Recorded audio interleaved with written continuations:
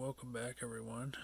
Found a little bit of time to make this video, and I've got a little micro mouse for you, variation that I've been working on, and let's get started. This week's video is brought to you by no one, so if you want to sponsor me, hit me up. I've got a double hook in size number 2, as you can see here. I think this works really well because if you look back at the mouse itself, it gives it a nice little nose feature there at the front and plenty of hook gap on both sides.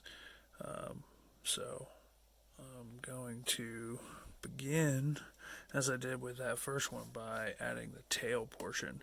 So bear with me while we pan down here and I'll show you what I've got going on.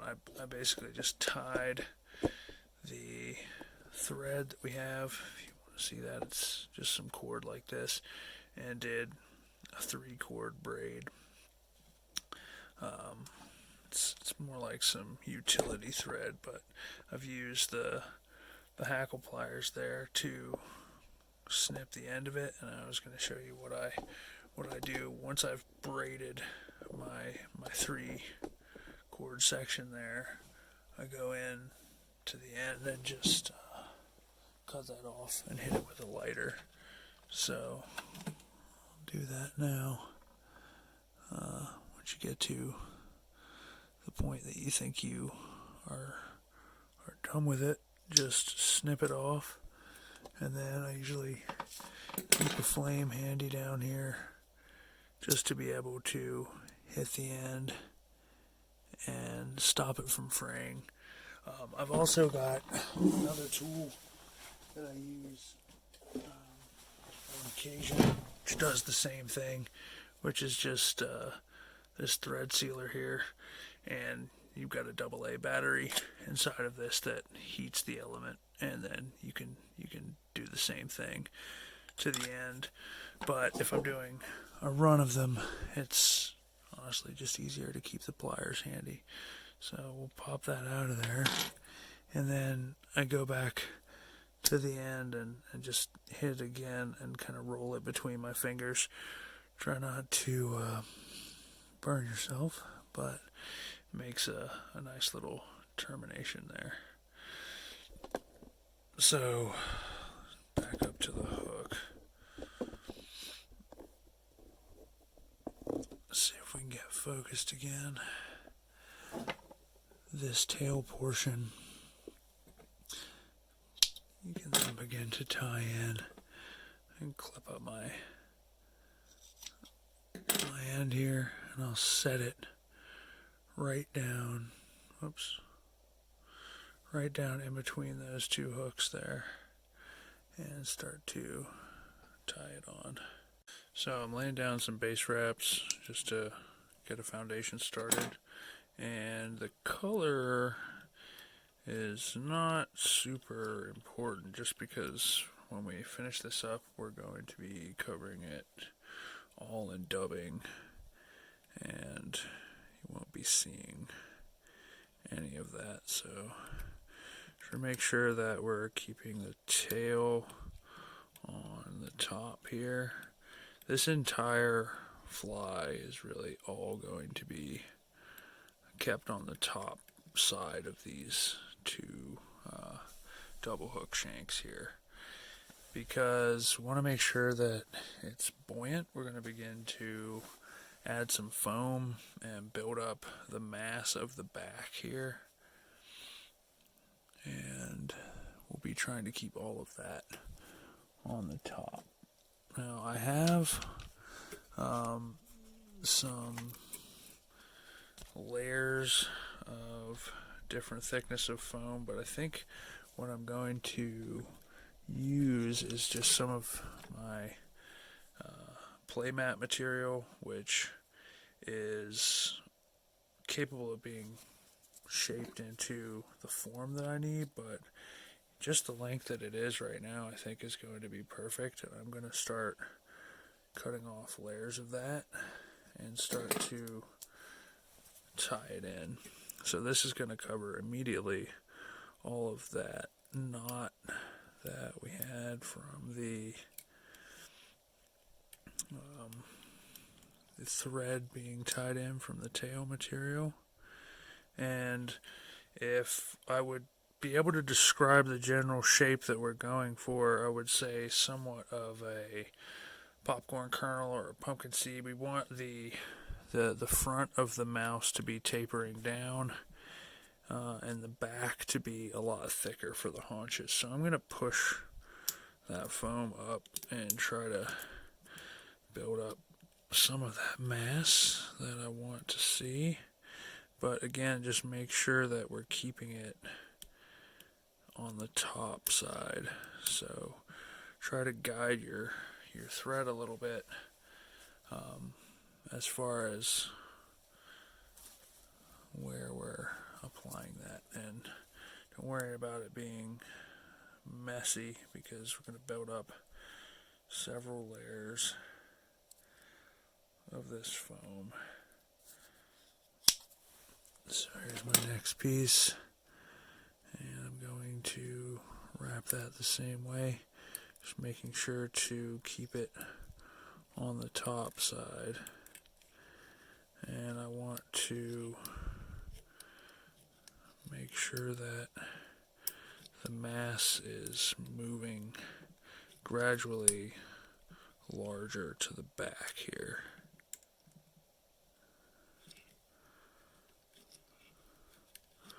So you can always wrap them a little bit tighter to start to taper this down towards the nose.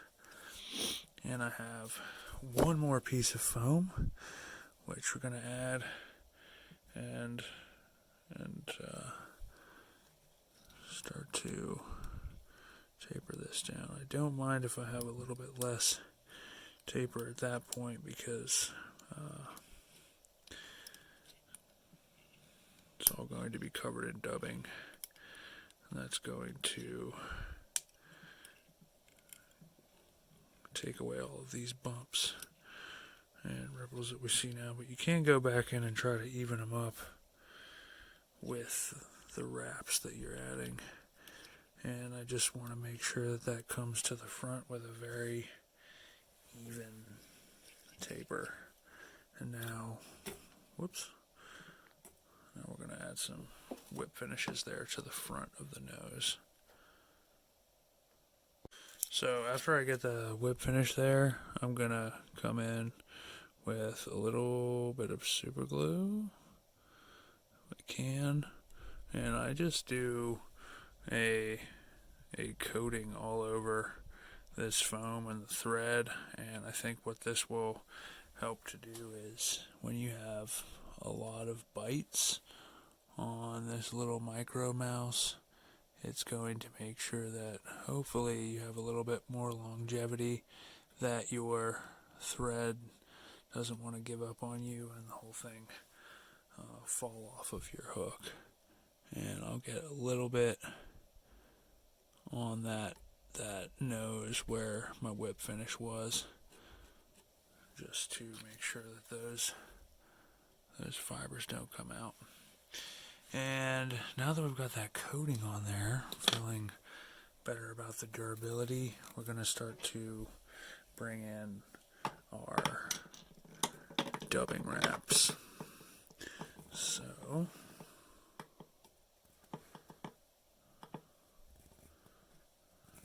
tie in here and just start in the middle.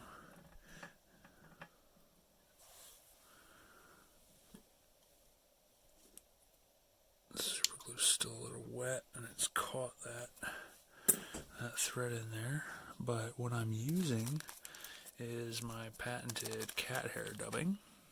And for those of you that do not have an endless supply of blonde Maine Coon fur and a cat who is always willing to have a brushing, you can use some synthetics to accomplish this same